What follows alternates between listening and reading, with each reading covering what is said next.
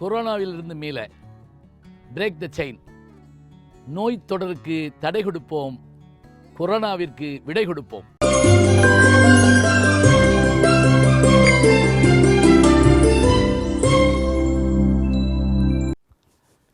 தான் வாழ்நாளில் காசை கையில் தொட்டதே இல்லையா யார் பரமஹம்சர். ஒரு நாள் இதை நம்பாத நரேந்திரர் அவர் படுத்திருந்த கட்டில் ஒரு ரூபா நாணயத்தை வைக்கிறார். வெளியில் போயிட்டு வந்த பரமஹம்சர் அந்த கட்டில் உட்கார்ந்தவர் ஒரு துள்ளி கரண்ட் ஷாக் அடித்த மாதிரி கீழே விழுகிறார். உடம்பெல்லாம் பதறுது.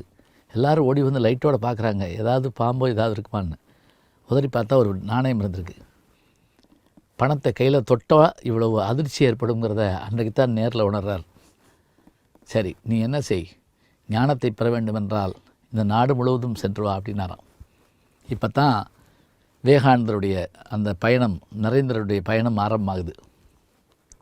அவர் பயணப்படுகிற போது நடந்து, அதே போல் ரயிலில் யாராவது டிக்கெட் வாங்கி கொடுத்தா எங்கெங்கே போகிறாரோ அங்கே போவார்.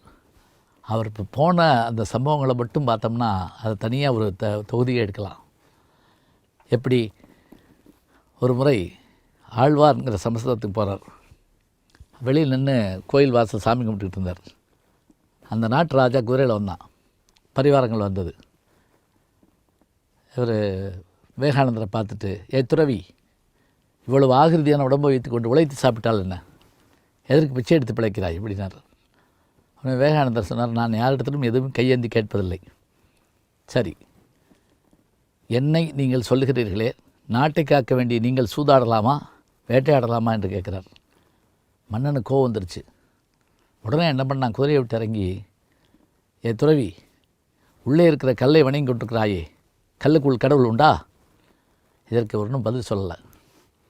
சொல், கல்லுக்குள் கடவுள் உண்டா? நாளை மாலை உங்கள் அரண்மனையில் வந்து சொல்லலாமா? விவேகானந்தர் கேட்டார். மறுநாள், சரி சொல்லு, ஓடி போயிட மாட்டேன். மறுநாள் வந்தார். மறுநாள் வந்த உடனே எல்லோரும் உட்கார்ந்துருக்காங்க, சபை. நரேந்திரர் உள்ளடைஞ்ச உடனே பார்த்தார், அப்படியே சுற்றி பார்த்தார். பார்த்துட்டு, மந்திரி எந்திரி, இந்த படம் யார் படம்? ராஜாவுடைய தாத்தா படம். அந்த படம் ராஜாவுடைய அப்பா படம். இந்த படம் இது ராஜாவுடைய படம். அதை கையில் எடுங்க. மந்திரி கையில் எடுத்தார். இதை கீழே போட்டு காலில் போட்டு மிதிச்சு காரி துப்புங்க அப்படின்னார். மந்திரி நடிக்கிட்டார். சரி, பயப்படுகிறாய், நோண்டா, நான் காலில் போட்டு மிதித்து காரி துப்புறேன். அதுக்குள்ளே மன்னன் கோவப்பட்டு, துறவி, உனக்கு என்ன பைத்தியமா? எதற்காக என் படத்தை காலில் போட்டு மிதிக்கிறாய்? மிதித்தால் என்னன்னு கேட்டார். அது என்னை மிதிப்பதைப் போல. சரி, நான் மிதிக்காமல் துதித்தால், வணங்கினால் அது என்னை வணங்குவது போல.